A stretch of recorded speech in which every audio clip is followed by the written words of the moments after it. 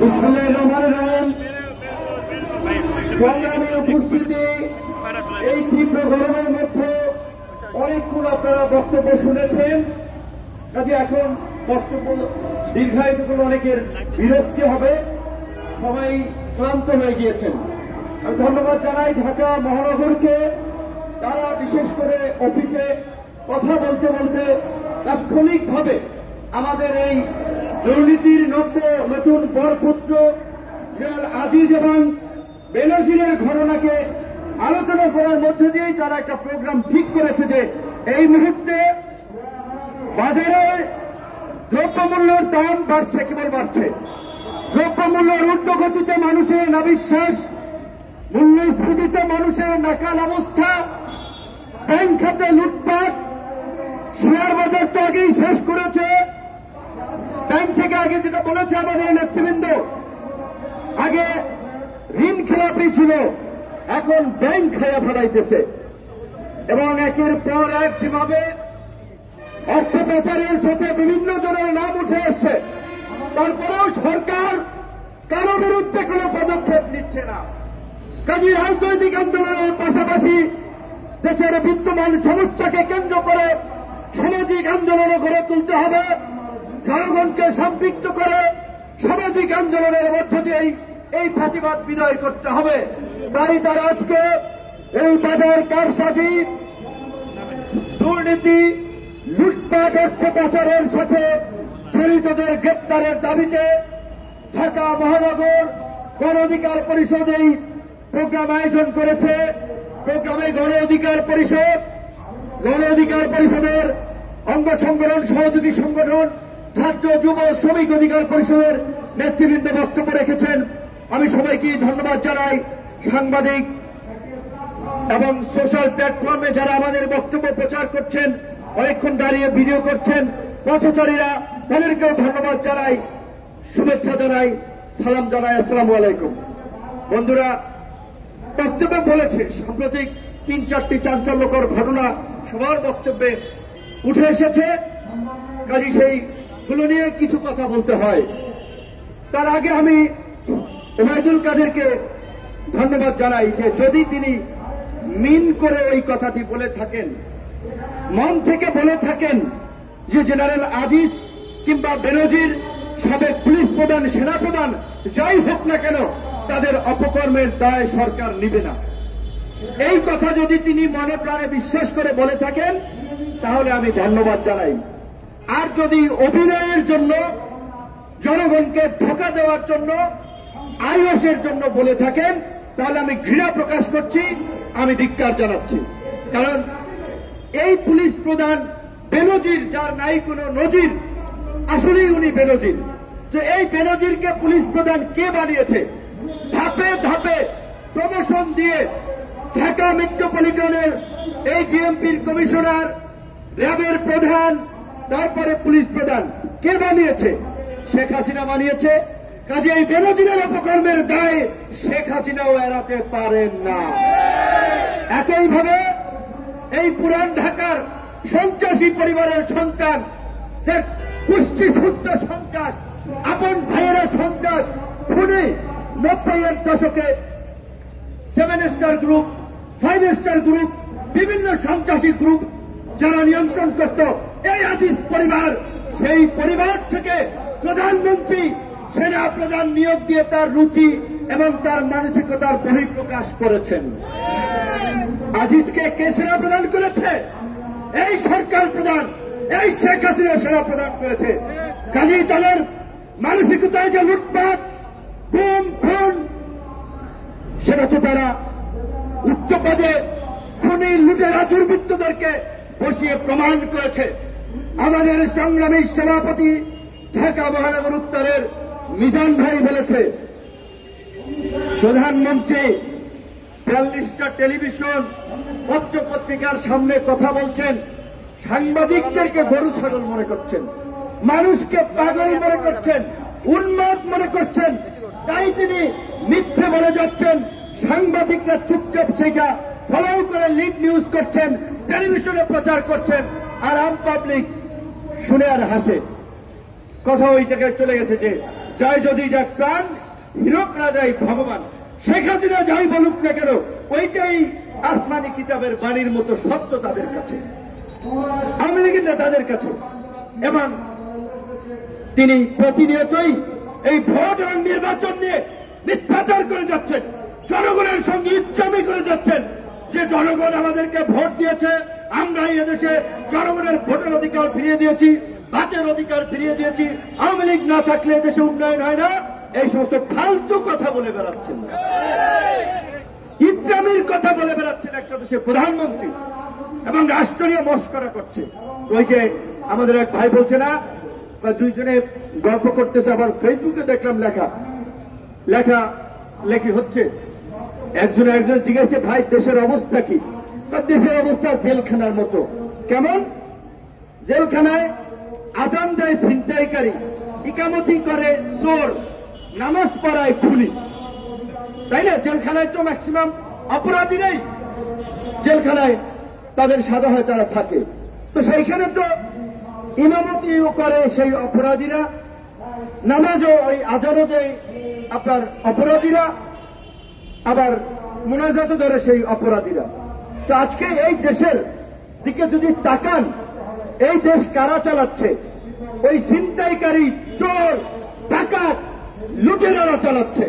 কারণ আজকে জনগণের ভোট কেড়ে নিয়ে, জনগণের উপর অত্যাচার, নির্যাতন, গুম খুন চালিয়ে একটা অলিখিত রাজতন্ত্র কায়েম করে আজকে এই দেশের মানুষের সঙ্গে ইচ্ছামি করছে, প্রহসন করছে, ভোট চোরে। তো লাগে আমার কাছ থেকে ক্লু নিয়ে নিয়ে আলরাজিতে আমি বসি, 3 জন ডিআইজির তথ্য আমি দেব, কিন্তু এই রকমের 3 জন ডিআইজি না, অনেক ডিআইজি আছে। তো আজকে ওই যে আমাদের সেক্রেটারি সাহেব যেটা বলছিলেন, দুঃখ লাগে, সবাই বিবেকহীন হয়ে যাচ্ছি। যে রিক্সাওয়ালা ভাইরা বক্তব্য শুনছে, তাদেরকে সরাই দিচ্ছে কে? ধরেন একজন কনস্টেবলের বেতন কয় টাকা? বলে চলে রিক্সাওয়ালা ভাইয়ের চেয়ে তার ইনকাম কম। সত্য মানতে হবে। রিক্সাওয়ালা ভাই যদি গায়ে খাটে 500-700 টাকা ইনকাম করতে পারে, ধরেন 1020 টাকা মাসে থাকে। একজন পুলিশের কনস্টেবলের শুরুর দিকে যারা ঢোকে, তাদের বেতনও কিন্তু 20,000 টাকা না। এখন ঘুষ না খাইলে বলেন, এই যে পুলিশ আইন শৃঙ্খলা বাহিনী, তিনি একজন পুলিশ সদস্য, তার মর্যাদা আছে এই সমাজে কোথায়? একজন কনস্টেবল এই ঢাকা শহরে বাসা ভাড়া দিয়া, বউ বাচ্চা নিয়ে থাকার মতো কোন অবস্থা আছে? ডিআইজিরা তো মালপানি কামাইতেছে 100 কোটি টাকা, বেনজির কামাইছে 1000 কোটি টাকা, আর ওই যে কনস্টেবল, এসআই, তারা কিন্তু বউ বাচ্চা নিয়ে ঢাকায় থাকতে পারে না। নিশ্চয়ই সব পুলিশ খারাপ না। আর্মির এই আজিজরা ক্ষমতার দাপট দেখিয়ে খুনি ভাইদেরকে, রাষ্ট্রপতিকে ম্যানেজ করে মাফ করাইছে, দেশ থেকে পার করাই দিছে। তারা ব্যবসায়ী, তারা জনপ্রতিনিধি হয়ে গেছে অনেকে, কিন্তু অনেক যারা সৎ অফিসার আছে, তারা খুব কষ্টে জীবনযাপন করছে। নিশ্চয়ই সব জায়গায় ভালো মন্দ আছে। তো এই যে পুলিশ ভাইয়েরা, সেনাবাহিনীর সদস্যরা, আপনাদের মধ্যে যারা ভালো আছেন, তাদেরকে অনুরোধ করব, আপনারা সাহস করে এই বেনজিরের মতো কুলাঙ্গার এবং আজিদের মতো কুলাঙ্গারকে সেনাবাহিনীর সমস্ত ক্যান্টনমেন্ট এবং পুলিশ প্রতিষ্ঠানে অবাঞ্ছিত ঘোষণা করুন। কারণ এই 2 জন কুখ্যাত ব্যক্তি বাংলাদেশের 53 বছরের ইতিহাসে সামরিক বাহিনীকে কলঙ্কিত করেছে, পুলিশ বাহিনীকে কলঙ্কিত করেছে, এবং তাদেরকে বিচারের মুখোমুখি হতেই হবে। আমাদের কথা পরিষ্কার, শুধু বেনজির এবং আজিজ নয়, আরো যারা জনগণকে জিম্মি করে বিশিষ্ট শিল্পপতিতে পরিণত হয়েছেন, ব্যাংক লুটেরা, সেটা আলম হোক, বসুন্ধরা হোক, তাদের বিরুদ্ধে ব্যবস্থা নিতে হবে। এই লুটেরাদের বিরুদ্ধে সরকার যদি ব্যবস্থা না নেওয়া হয়, শেখ হাসিনাকে আমরা বলতে চাই, জাহানারা ইমামরা যেভাবে গণ আদালত বসিয়ে যুদ্ধাপরাধীদের বিচারের দাবিতে গর্জে উঠেছিল, আমরা আজকে জনগণকে নিয়ে গণ আদালত গঠন করে দুর্নীতিবাদদের বিচার করব, দুর্নীতিবাদদের সম্পদ জনগণের মাঝে বিলিয়ে দেব। এই জনগণকে জেগে উঠতে হবে। আমাদের বন্ধুরা বলেছে, পৃথিবীর সমস্ত জায়গায় এই ধরনের দুঃশাসন যখন চেপে বসেছে, ছাত্র যুবক তরুণদের ছাড়া পুরা মানুষ দিয়া পরিবর্তন হয় নাই। এখন বুড়া মানুষদেরকে অসম্মান করছি না। এই যে নাজিম ভাইয়ের মতো বয়স্ক মানুষ আমাদের মতো তরুণের শক্তিতে চলেছে, এই যে মিজান ভাইয়ের মতো বয়স্ক মানুষরাও, সিনিয়র মানুষরাও কিন্তু গণ অধিকার পরিষদের সাথে থেকে লড়াই সংগ্রাম করছে। কাজে তরুণ কিংবা তারুণ্য বয়সের ফ্রেমে না, কাজের মধ্যে দিয়ে প্রমাণিত। আজকে আমরা আন্দোলন সংগ্রাম অনেক দেখেছি। কয়েকজন সিনিয়র নেতাকে দেখেছেন পুলিশ যখন লাঠিচার্জ করে পুলিশের সামনে সিনা টান টান করে দাঁড়িয়ে যায় কর্মীকে রক্ষা করতে। কয়েকজন নেতাকে দেখেছেন রাজপথে কর্মীদের সাথে থেকে ধাওয়া পাল্টা দেওয়া লড়াই সংগ্রাম করে শেষ পর্যন্ত মাঠে থাকতে। সেই নেতৃত্ব কিন্তু এখন দেখতে পাচ্ছি না। কাজী নেতারা যদি সেফটির জন্য সিপাহী চাপড়া চলে যায়, কর্মীরা কোন দুঃখে রাজপথে থাকবে? কাজী যারা রাজপথে থেকে নেতৃত্ব দিতে পারবেন, লড়াই করতে পারবেন, নিজের কর্মীদেরকে রক্ষা করার জন্য নিজে ঢাল হয়ে দাঁড়াবেন, তারাই আজকের এই সংকট থেকে উত্তরণের নেতৃত্ব দিতে পারবেন এবং গণ অধিকার পরিষদ সেটা দেখিয়েছে। নতুন শক্তির উত্থান ছাড়া, নতুন বিপ্লব ছাড়া এই অবস্থার উত্তরণ হবে না, হবে না। কাজী ছাত্র যুবক তরুণ ভাইদেরকে আমি বারবার অনুরোধ করব, ৭১-এর দিকে তাকান। এই স্বাধীনতার সংগ্রামকে যারা নেতৃত্ব দিয়েছিল, মুক্তিযুদ্ধের ৪ খলিফা বলা হয়, আসম আব্দুর রব, আব্দুল কুদ্দুস মাখন, নূর আলম সিদ্দিকী, শাহজাহান সিরাজ, 2 জন তৎকালীন ছাত্রলীগের নেতা ছিলেন, 2 জন ডাকসুর ভিপিজিএস ছিলেন। ছাত্রলীগের নেতা এবং ডাকসুর ভিপিজিএস ছিলেন। তাহলে নিশ্চয়ই তাদের বয়স 30-এর নিচে ছিল, তাদেরকে মুক্তিযুদ্ধের ৪ খলিফা বলা হতো। 7 জন বীর শ্রেষ্ঠের দিকে তাকান, যাদের অধিকাংশের বয়স আপনার 22-23 থেকে 30। তারপরে মুক্তিযুদ্ধের আরেকজন কান্ডারি যখন জাতি দিগ্ভ্রান্ত, আওয়ামী লীগের নেতারা যখন কলকাতার থিয়েটার রোডে মুক্তিযুদ্ধের নামে তাস খেলায় মত্ত হয়েছেন, দেশ জাতির একটা দিগ্ভ্রান্ত অবস্থার মধ্যে ছিলেন, কি করবে বুঝে উঠতে পারছিল না। বঙ্গবন্ধুকে গ্রেপ্তারের পরে খামিনের বাসিয়ার মতো ওই একজন মেজর, প্রধানমন্ত্রীর ভাষায় তিনি 400 টাকার মেজর, সেই 400 টাকার মেজরই কাম কিন্তু ঘটাই দিছিল। সারা দেশ জাতিকে মুক্তিযুদ্ধে ঝাঁপিয়ে পড়ার আহ্বান জানিয়েছিল, তার বয়স ছিল মাত্র 35। আজকের তরুণ এবং যুবকরা এই দেশ আপনাদের নেতৃত্বের জন্য হাত ছাড়িয়ে দিয়ে যাচ্ছে। আপনাদেরকে রাজপথে আসতে হবে, রক্ত দিতে হবে, ইতিহাস গড়তে হবে। এই আওয়ামী লুটেরারা তাদের পরিণতি ইতিমধ্যেই তারা ভোগ করতে শুরু হয়েছে। আমাদের সংগ্রামী সহযোগিতা বলেছে, আমরা প্রতিহিংসা পছন্দ করি না, আমরা বলছি আমরা একটা সম্প্রীতির, সহনশীলতার একটা ইনক্লুসিভ রাজনীতি আমরা করতে চাই। কিন্তু এই যে সাম্প্রতিক যে ঘটনাটি ঘটল, আনোয়ারুল আজিম 7 মাস আগে প্রতিদিনের বাংলাদেশ সাজালক্ষী একটা পত্রিকায় নিউজ হয়েছিল যে মানুষ পেটাতে পটু এমপি আনার, 7 মাস আগে নিউজ হয়েছে। কি ভাগ্যের নির্মাণ পরিহাস দেখেন। আর তারে মানুষ কুফাই কুফাইয়া ভাগ করছে। সে মানুষ পিটাইছে জীবিত থাকতে, তারে মানুষ কোপায় কোপায় ভাগ করছে, হাড্ডি থেকে মানুষ আলাদা করছে। আহা কি নির্মম! এই মৃত্যু যেন আল্লাহ কাউকে না দেয়, আমরা আল্লাহর কাছে ফরিয়াদ করি। কিন্তু এই রকমের একজন সোনা চোরা চালান, মাদক ব্যবসার সাথে জড়িত একজন দুর্বৃত্ত 3বার বাংলাদেশের আইন প্রণীত হয়েছে। পুলিশ, আর্মি থেকে শুরু করে সবাই তাদেরকে সেলুট দিয়েছে, কারণ তিনি সংসদের প্রতিনিধি। এইরকম একটা দুর্বৃত্তকে এই সুযোগ কে দিয়েছে?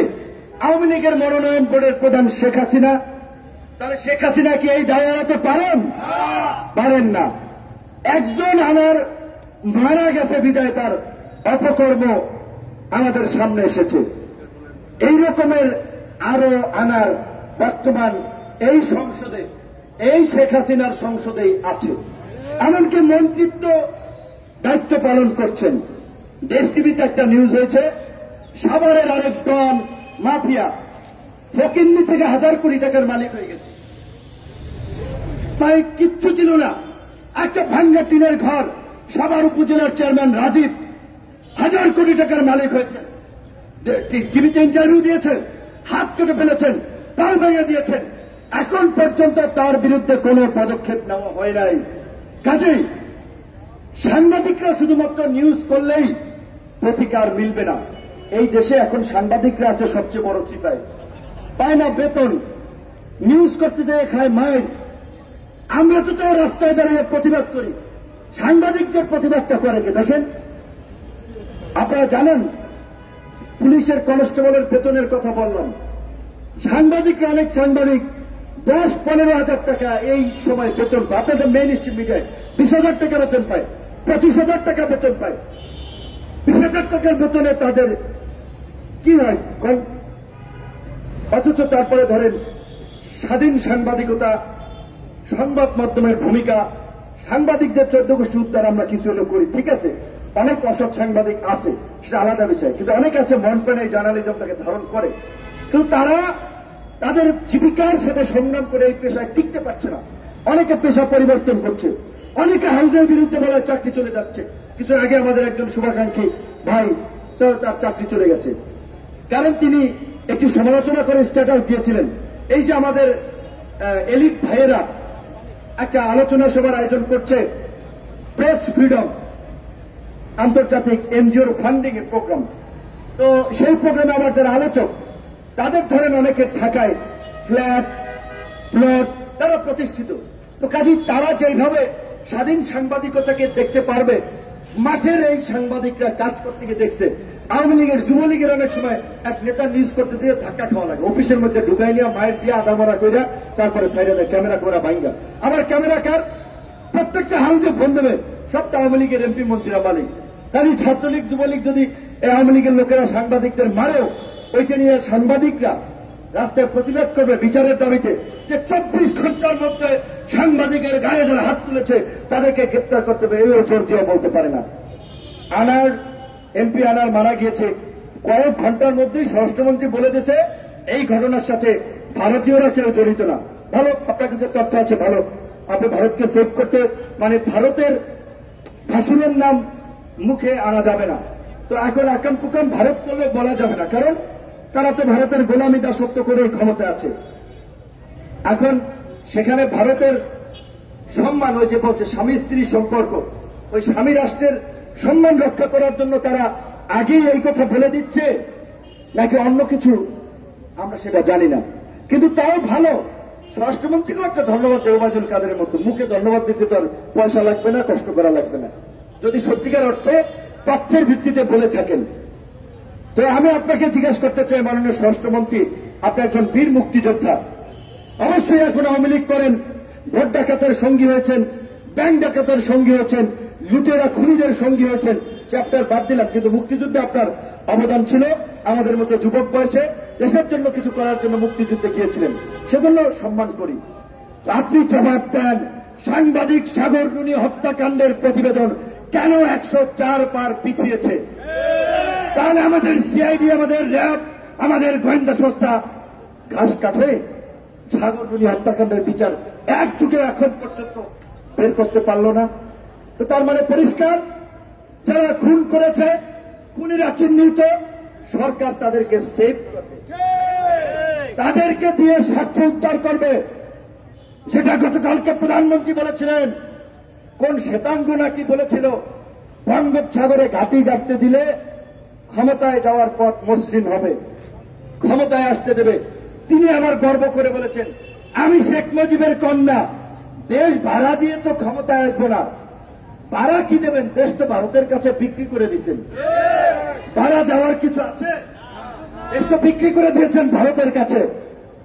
ভারত তো এই দেশ ইজারা নিয়েছে, আপনারা ইজারাদার, আপনি এবং আপনার মন্ত্রীরা ভারতের ইজারাদার এই দেশ চালাচ্ছেন এখন।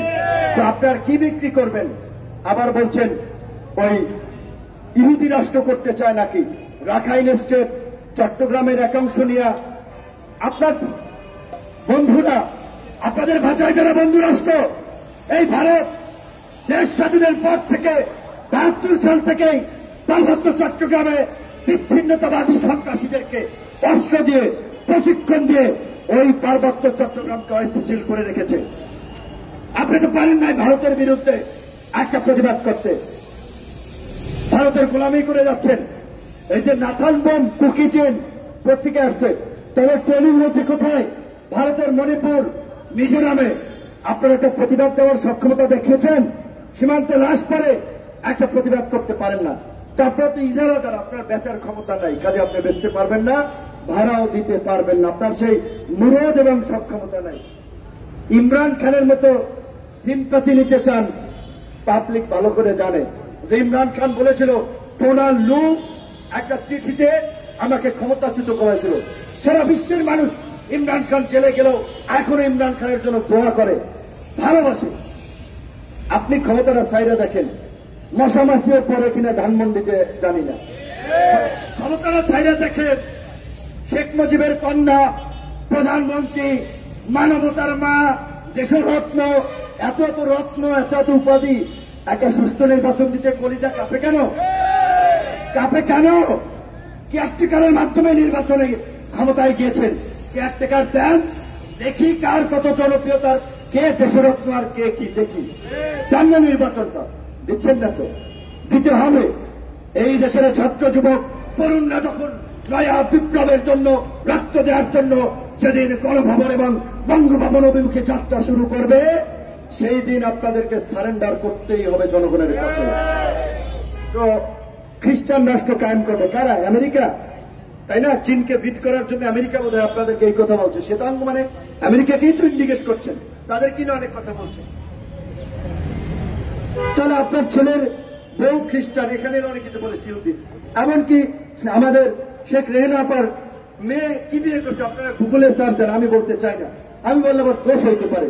আপনারা একটু সার্চ দেবেন, টিউলিপ সিদ্দিক, বঙ্গবন্ধুর নাতি টিউলিপ সিদ্দিকের স্বামীকে সার্চ দেবেন, সজীব ওয়াজেদ জয়ের স্ত্রীকে ইউটিউব গুগলে সার্চ দেবেন, আপনারা দেখে নিন, আমি আর বলতে চাই না। ইহুদি খ্রিস্টানদের পারিবারিকভাবে আপনারা সম্পর্ক তৈরি করেছেন, ভারতের কাছে দেশ ইজারা দিয়েছেন। তাহলে আপনারা তো ক্ষমতায় থাকার জন্য আপনাদের আর কিছু করার নাই, কিচ্ছু করার নাই। তাই অনুরোধ করে বাংলা রাষ্ট্রে সুষ্ঠু নির্বাচন দিয়ে বিদায় নেন।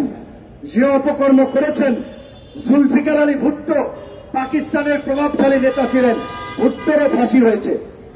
আপনারা এই যে বিডিআর বিচ্ছের ঘটনা, শাপলা চত্বরের হত্যাকাণ্ড, এগুলোর নিরপেক্ষ তদন্ত করলে আওয়ামী লীগের অনেক এমপি মন্ত্রীর ফাঁসি হবে, লিগাল হবে, আইনের দৃষ্টিতে, আইনের বিচারে। তো কাজী যা হয়েছে হয়েছে, মাফ করে দেব। যদি জনগণের কাছে ক্ষমা চেয়ে সমঝোতার পথে হাঁটেন, সুষ্ঠু নির্বাচনের পথে হাঁটেন।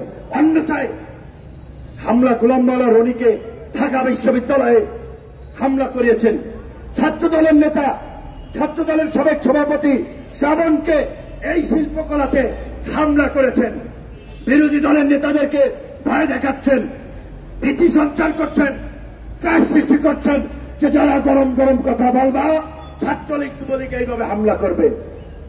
হামলা শিকার অনেক হয়েছি, রক্ত অনেক আমাদের ঝরেছে। এবার প্রতিরোধ করে তুলতে হবে, এবার পাল্টা অ্যাকশনে যেতে হবে। যদি অ্যাকশন শুরু করেন তখনই তাদের পরাজয় বরণ শুরু হয়ে যাবে, কথা পরিষ্কার।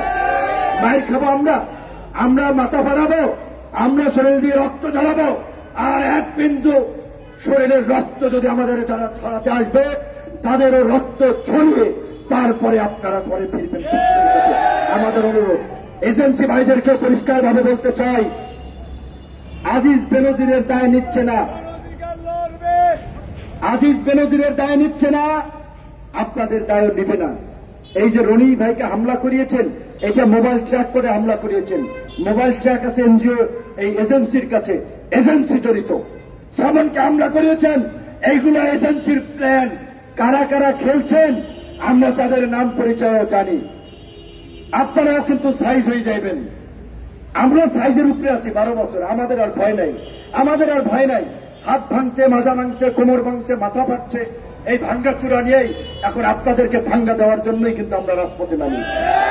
সাবধান হয়ে যান, ভালো থাকবেন সবাই। আসসালামু আলাইকুম।